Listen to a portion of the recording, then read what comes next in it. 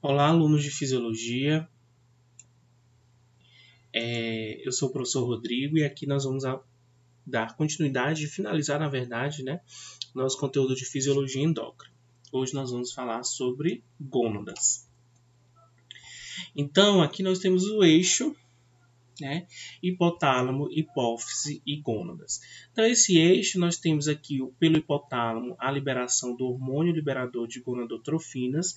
Quem são as gonadotrofinas? O hormônio luteinizante e o hormônio folículo estimulante. Então, esses dois hormônios vão ter ações diferentes conforme aí as gônadas. E as gônadas nós temos os testículos nos homens e os ovários nas mulheres. Então, essas gônadas são responsáveis pela gametogênese, a formação dos gametas, que são as células, os espermatozoides e o ovócito, e também a esteroidogênese, que é o que? A formação, a síntese ou a gênese dos hormônios esteroidais sexuais, que é então a testosterona e dihidrotestosterona nos homens e a progesterona e os estrogênios nas mulheres. Como a gente já viu, as alças de retroalimentação negativa dos hormônios sexuais vão ser semelhantes às outras alças que nós já estudamos. Então, eles têm efeito de feedback negativo sobre a hipófise, então, diminuindo a concentração de LH e de FSH, e também diretamente no hipotálamo, diminuindo a secreção do hormônio liberador de gonadotrofina. Então, aqui nos hormônios sexuais, nós temos os hormônios androgênicos, que são sintetizados também nas suprarrenais, como a gente viu na aula passada, mas também aqui nos testículos. E nas mulheres, nós temos os hormônios estrogênicos e a progesterona.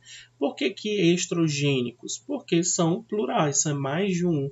A gente fala de forma abrangente estrógeno, estrogênio, mas a verdade é que são estrogênios, são mais de um hormônio aí sexual feminino. E aqui a gente tem ainda a via de síntese desses hormônios. Então aqui a gente tem, são derivados também do colesterol, forma-se o primeiro precursor, que é a pregnenolona, é um trava-língua, pregnenolona, tá? Que é aqui o primeiro precursor. E aí a gente tem que lembrar que essa enzima colesterol desmolase, ela é influenciada pelo ACTH, tá? Pelo hormônio adrenocorticotrófico, que a gente viu isso lá na aula de adrenais. E aqui, já na pregnenolona, a gente vai ter depois a ação da 3-beta-hidroxiesteroide desidrogenase, formando a progesterona, que é o hormônio sexual feminino. Desse outro lado, essa pregnenolona vai formar a dihidroepiandrosterona, depois a androstenediona, por fim a testosterona e a estrona, e o estradiol e a dihidrotestosterona. Então aqui a gente tem hormônios sexuais masculinos, tá? Estrona, estradiol e progesterona femininos, tá? Isso vai ser mais proeminente, essa síntese, nas gônadas, seja nos ovários ou nos testículos, mas essa via de síntese ocorre também nas suprarrenais, não podemos esquecer. Então, durante a puberdade, na infância, a gente tem nível de esteroides e gonadotropinas baixos, tá? Então, quando eu tenho a transição para a puberdade, eu tenho uma diminuição da hipófise e o hipotálamo ao feedback negativo. Ou seja, aquela alça de retroalimentação, aquela alça de feedback negativo, ela não vai estar tão responsiva. Ou seja, eu vou ter LH e vou ter FSH altos e eu vou ter também os hormônios sexuais altos. Que seria o contrário. Se eu tenho os hormônios sexuais altos, eu deveria ter FSH e LH baixo, mas nessa transição para a puberdade, a gente tem essa diminuição desse feedback. O que faz o indivíduo a evoluir para entrar na puberdade? São mudanças comportamentais também, que são vinculadas lá no sistema nervoso, que não estão tão bem esclarecidas. Mas aí você vai ter a proeminência, né, a entrada, a maior síntese dessas gonadotrofinas que vão levar à produção dos hormônios sexuais masculinos e femininos. E esses hormônios sexuais é que vão ser responsáveis pelos caracteres sexuais secundários, por exemplo, aqui no homem, o desenvolvimento da massa muscular, os pelos pubianos, o crescimento, né, dos órgãos genitais, pelos, aqui, engrossamento da voz, pelos corporais pubianos e também na face. Tá? E nas mulheres, o crescimento e desenvolvimento das mamas, o acúmulo de gordura aqui na região dos quadris, ou também o crescimento de pelos pubianos, a menstruação, né? E aí a entrada no ciclo menstrual. Então aqui a gente tem os andrógenos e a função testicular. Percebam que todos eles têm aqueles anéis, tá? Que é o ciclo peridofenantreno, tá? Então os testículos são responsáveis pela síntese dos hormônios sexuais, principalmente testosterona, androstenediona e o DEA, que é a dehidroepiandrostenediona, que é o simplesmente DEA, tá? E também a produção dos espermatozoides. Então, os testículos são órgãos especializados na reprodução. Tá? Então, a testosterona é um potente hormônio anabólico, é responsável pelo desenvolvimento dos caracteres sexuais femininos, pela espermatogênese. Então, aqui nós temos duas células, tá? As células de Leydig, que respondem ao LH, o hormônio luteinizante. Então, aqui nos túbulos seminíferos, eu tenho a produção da testosterona por essas células. Em contrapartida, as células de Sertoli vão sofrer influência do FSH, que é o hormônio folículo estimulante. E aqui eu vou ter a nutrição dos espermatozoides e o decaimento da inibina. Inibinas são também hormônios que inibem essas células. Então, na pré-adolescência, na pré-puberdade, a gente tem uma alta concentração de inibinas, desenvolvimento aí, e depois, né, a gente tem o desenvolvimento, a queda no desenvolvimento do tubo hemileriano. As mulheres têm 5% da concentração dos hormônios sexuais, né, masculinos, e esses hormônios eles são parcialmente produzidos nos ovários, mas muito pouco, mas mais proeminentemente nas adrenais. 97% da testosterona ela é transportada via proteína, via globulina ligadora de hormônios sexuais, SHBG. Também a gente tem que lembrar que é um hormônio lipídico, um lipofílico, então ele tem que se ligar a uma proteína para ser transportada no plasma. E aí a fração livre é que é a fração que é disponível para os tecidos, ou seja, a fração biologicamente ativa. Então, toda vez que a gente vai dosar um hormônio, a gente tem que dosar a fração livre para saber que é a fração que tem realmente a ação bioativa.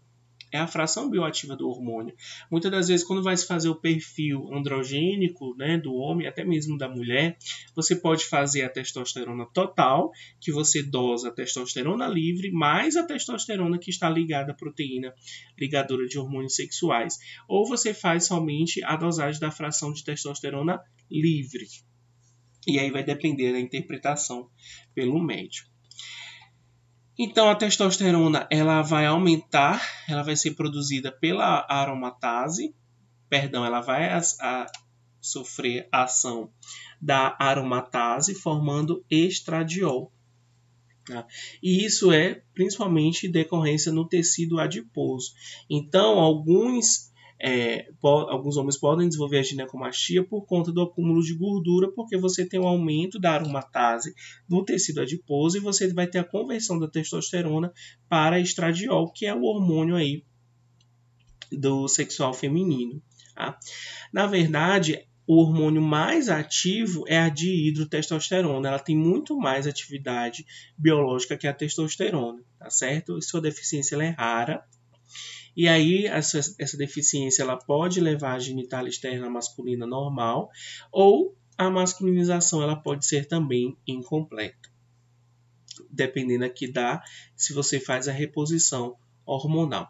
Você pode ter ainda deficiência de receptores para androgênios, e aí você vai ter aquela concentração normal de hormônio, mas você não vai ter o receptor, ou seja, as células não vão reconhecer o hormônio não vai ter ação, porque na verdade está faltando aí o seu receptor. E aí você pode ter a ginecomastia e o pseudo-hermafroditismo. Então, ações dos androgênios, né, em diversos, né, sistemas e tecidos no cérebro tem uma direção sexual, a libido, a agressividade. Então, isso é muito perceptível na puberdade. O indivíduo ele fica, né, com a libido muito acelerada por conta da testosterona. E é perceptível também na idade, nos idosos. Né? No idoso você tem o homem idoso ele tem uma queda de FSH e de LH, você tem uma queda de testosterona e você vai ter uma queda de libido, você vai ter uma queda de pelos, queda de massa muscular por conta da diminuição da produção e secreção de testosterona. E também é perceptível com aqueles indivíduos que fazem uso de testosterona. Então é muito na moda, né, a pílula da beleza, que algumas têm testosterona.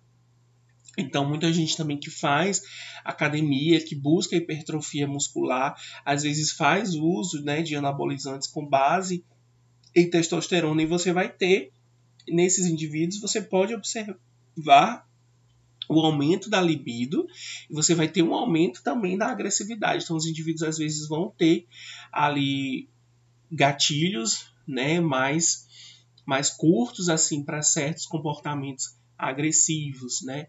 Ele é muito reativo a situações que anteriormente ele era mais tolerável, etc. Na medula óssea também vai influenciar a hematopoiese. O que é a hematopoiese? É a diferenciação a diferenciação das células sanguíneas, né? O processo de formação e maturação das células do sangue, tanto do glóbulos vermelhos, plaquetas e glóbulos brancos.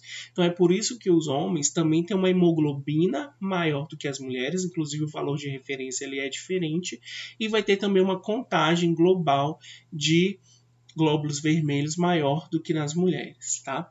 Além disso, os ossos, né? Então, a manutenção da densidade óssea, por isso que as mulheres elas são mais propensas à perda dessa densidade óssea, como por exemplo na osteoporose, em relação aos homens.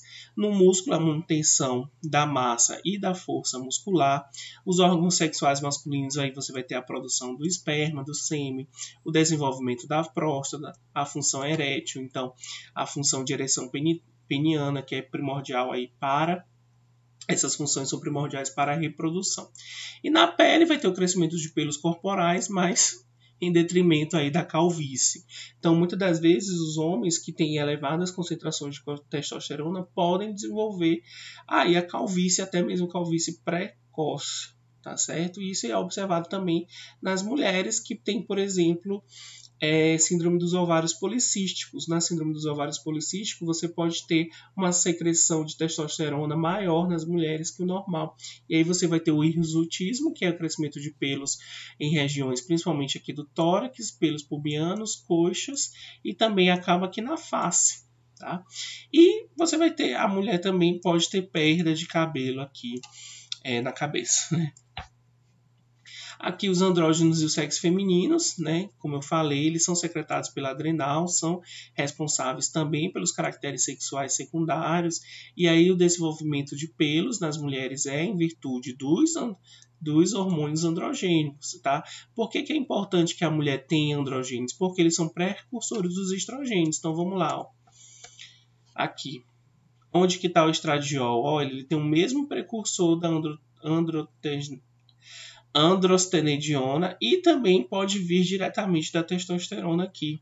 Tá? Então, por isso que é importante que a mulher produza esses hormônios sexuais masculinos, porque eles são precursores dos próprios hormônios sexuais femininos. E são produzidos também pelos ovários, só que somente 1/3. Então, nas mulheres, a maior parte vai ser pelas adrenais.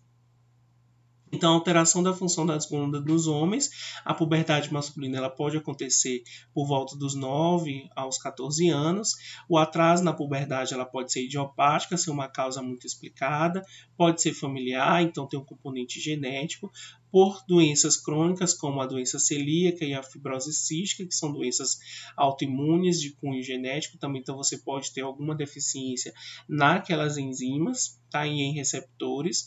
O hipogonadismo é a hipofunção das gônadas, ou seja, a hipofunção dos testículos. Então, pode ser primário, hipergonadotrófico, ou seja, você pode, no caso, você ter uma deficiência na glândula, nas gônadas, ou seja, você vai ter LH e FSH alto, porque a hipófise e o hipotálamo elas vão continuar estimulando e vão estar super estimulando porque está percebendo que não tem hormônio sexual, mas a glândula tem algum problema.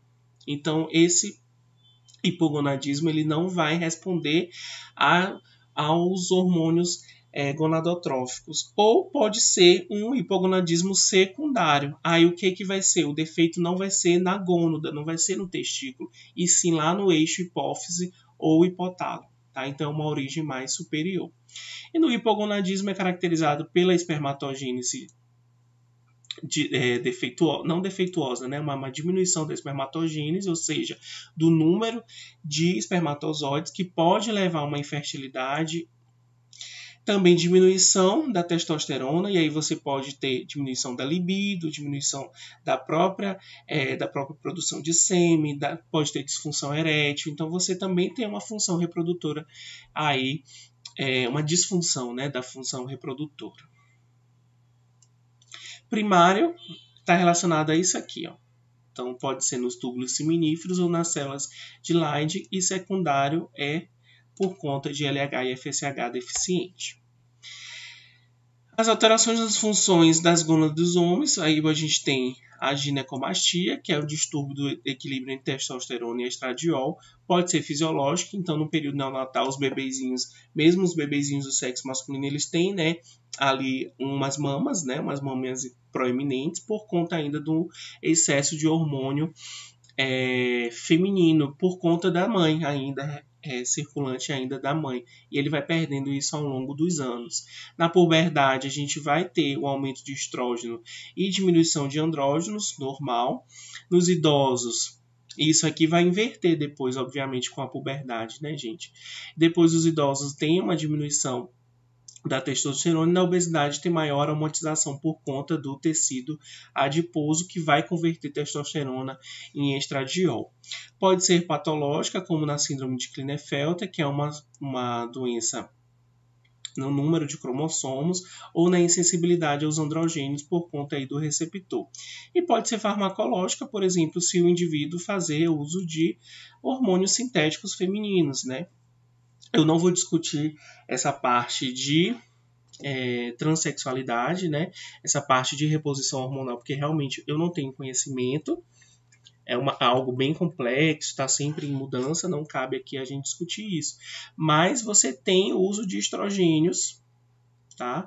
Para diminuição dos caracteres sexuais masculinos, né, secundários masculinos. Então, crescimento do pelo. Então, se você faz o uso de hormônio feminino, você vai ter uma diminuição de testosterona, e aí você vai ter a diminuição dos caracteres sexuais masculinos e uma proeminência dos caracteres sexuais femininos. Isso fisiologicamente é bem comprovado. Você vê que lá no período embrionário, se você induzir, mesmo que o indivíduo seja XX ou XY, se você induzir hormônio sexual masculino ou feminino, você vai ter o desenvolvimento dos caracteres sexuais relacionados àquela reposição. Tá? A digoxina é um medicamento utilizado na insuficiência cardíaca, ela se liga a receptores estrogênios, então ela pode simular a ação dos estrogênios. Citotóxicos, se você tem uma lesão testicular, por exemplo, trauma, radiação, intoxicação, né, excisão cirúrgica. Antiandrogênios, como a ciproterona e a espironolactona, e também outros como o abuso de álcool e também de maconha. Falar um pouquinho agora do ciclo menstrual. E aí também é um pouquinho complexo, mas eu não vou dar muitos detalhes. O FSH é folículo estimulante, então onde eu tenho o pico de FSH, aqui, vai coincidir com a metade do ciclo, tá? O 14º dia, logicamente, a gente está falando de um ciclo normal aqui de 28 dias. Então, a gente tem uma fase folicular e a fase lútea. Na fase folicular, você tem o que? O desenvolvimento e o crescimento do folículo, que vai sendo estimulado pelo FSH, tá? E aí, na ovulação, o ovócito sai do folículo e esse restante forma o corpo lúteo. Então, o corpo lúteo, depois, ele é o que? Essa ovulação também é estimulada pelo hormônio luteinizante, ou seja, aquele hormônio que forma o corpo lúteo. E aí, por que na fase lútea a gente tem aqui o aumento de progesterona e estradiol? Porque quem vai suportar esses hormônios, a produção desses hormônios é justamente o corpo lúteo, tá? E aqui a gente tem um pico também de estradiol antes aqui da ovulação, tá certo? E o ciclo menstrual ele inicia-se com o primeiro dia da menstruação. Então também tem um aumento da temperatura corporal, então, inclusive as mulheres, muitas, né, elas fazem um planejamento com base na medição da temperatura, então quando a mulher ovula, ela tem um pico de temperatura, ela fica controlando isso, tá certo? Os estrógenos e a função ovariana também aqui são hormônios estrogênios, então eles têm aquele anel cicloperidofenantrino, os folículos ovarianos e o corpo lúteo que formam esses hormônios. A adrenal e testículos produzem em quantidade mínima, são hormônios responsáveis pelos caracteres sexuais femininos secundários, ao desenvolvimento também dos folículos ovarianos. São responsáveis também pela proliferação do endométrio. A gente percebe isso aqui, ó, na fase lútea, que a gente tem um aumento de progesterona. O que está acontecendo aqui? O desenvolvimento do endométrio. Esse endométrio está se preparando para aqui a infiltração, né, a captação aí de um possível folículo germinado, né, na verdade do ovo ou do zigoto, né, possível aí de uma fertilização. Porque aqui eu já tive a ovulação, então aqui o meu endométrio está preparado. Tem que estar preparado para receber esse ovo fecundado. Tá? Então, quem vai suportar aqui esse crescimento do endométrio é justamente, principalmente, a progesterona. Produção do endométrio, proliferação do endométrio, perdão, é estrogênio, tá, gente? Eu falei progesterona, mas é estrogênio. Tem um efeito benéfico sobre a massa óssea, então por isso que muitas mulheres que têm diminuição de estrogênio vai ter aí o desenvolvimento da osteoporose e ainda tem o risco de câncer de mama. Por quê? Tem alguns tipos de câncer de mama que tem receptor para estrogênio, tá? E também receptor para progesterona. Então, o que acontece? O aumento desse hormônio pode levar a câncer de mama. Não de todos os tipos, tá? Mas de alguns tipos sim. Os estrogênios eles têm também uma variação na concentração, ele é baixo antes da puberdade, a partir da puberdade vai variar ciclicamente com base no ciclo menstrual. Tá? Então o estradiol aqui ele tem um pico antes da ovulação, depois ele cai abruptamente e depois ele volta, mas não com aquela concentração no pico. Na menopausa é baixa a concentração, mas ele vai ser suportado principalmente pela função das adrenais. 60% dos estrogênios, principalmente a estrona, liga-se à albumina, tá certo? E a SHBG também na presença do estrógeno.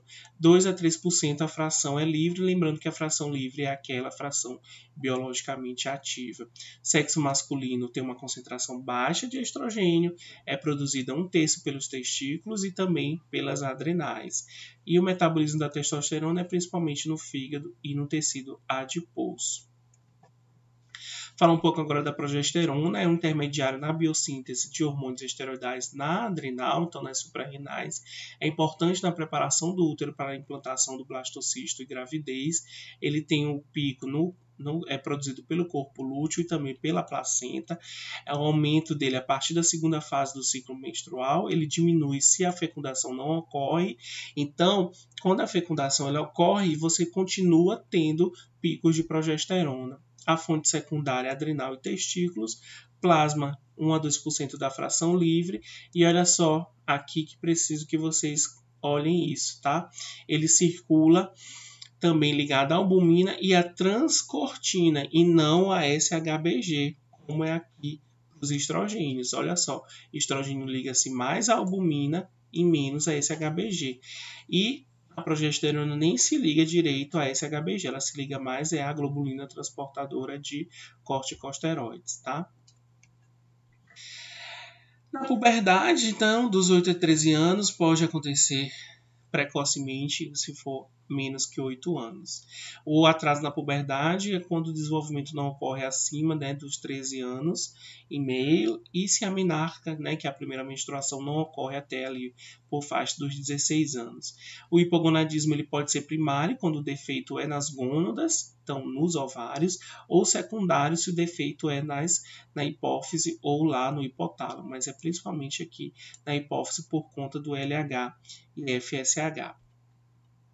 A amenorreia ou oligomenorreia, que é ou aqui a cessação completa da menstruação e aqui a diminuição da menstruação. Pode ser primária, na ausência da menstruação por volta dos 16 anos, convém dosar LH e FSH. A secundária, na ausência de menstruação por 3 ou mais meses, em pessoas que já tiveram menstruação. E a oligomenorreia é uma menstruação irregular e infrequente. Pode ser causada pelo estresse, aumento do IMC, desnutrição.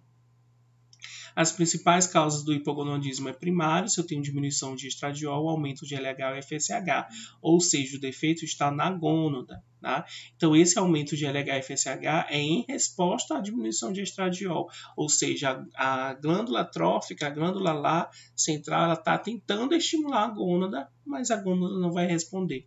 Pode ser congênita, né? Então a gente também tem uma síndrome aqui que é chamada síndrome de Turner, ou adquirida pela quimioterapia e radioterapia. Então você está lesando lá diretamente as células produtoras lá, os ovários. Secundária, você tem o quê? Diminuição do estradiol ou normal, ou concentrações normais ou diminuídas de LH e FSH, ou seja, o defeito vai estar lá nas glândulas centrais, não tem o hormônio trófico. Pode ser por conta de tumores, e a gente viu, né, na hiperprolactinemia, no panhipopituitarismo e também na síndrome de Kalman. Aqui só para mais questão mesmo de curiosidade, para o diagnóstico tem que dosar os hormônios e também dosar os hormônios, né, estradiol, progesterona, mas também dosar os hormônios, principalmente FSH e LH. É importante também a dosagem desses hormônios na questão da menopausa. Tá? Então, quando as mulheres começam a entrar na menopausa, elas têm uma desregulação não, né? Porque isso é fisiológico. Mas elas têm uma alteração na secreção do perfil de FSH e LH. No tratamento do hipogonadismo, você pode fazer a reposição hormonal, ou seja, você pode colocar estrógenos aí sintéticos, tá? E o climatério, né, que é a diminuição da secreção dos estrógenos, cessa a menstruação, a menopausa é o último período menstrual, tem uma produção de estrógenos que vai ser nas glândulas adrenais, tecido adiposo, e a mulher que está na menopausa, como eu falei, tem alteração, ou seja, aumento principalmente de FSH. Então, às vezes, as mulheres, quando começam a avançar a idade, a ginecologista ou o ginecologista começa a dosar FSH e LH para saber se ela vai estar entrando, de fato, na menopausa. E as alterações na função das glândulas das mulheres, o que a gente pode destacar é a síndrome do ovário policístico, que acomete aqui de 4 a 8% da população, é responsável por 75% dos casos de hirsutismo, que é aquele crescimento de pelos no tórax, na face. né?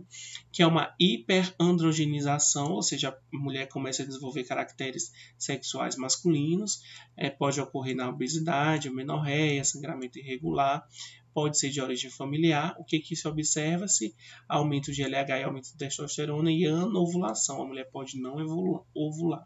Então você tem aqui um ovário normal e aqui um ovário com cistos, e esses cistos produzem muita testosterona, mais do que o normal.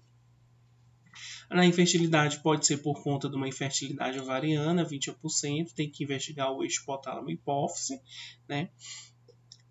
Eu não sei por que está produção insuficiente de esperma, né, se a gente está falando de mulheres, tá? Mas tem que investigar as causas, se anatômica, espermograma, progesterona, baixa, LH, FSH, prolactina, testosterona e fazer também a biópsia testicular. Na verdade, aqui está falando de infertilidade de forma geral. É isso, gente. Obrigado. A gente finaliza então o nosso conteúdo de fisiologia endócrina.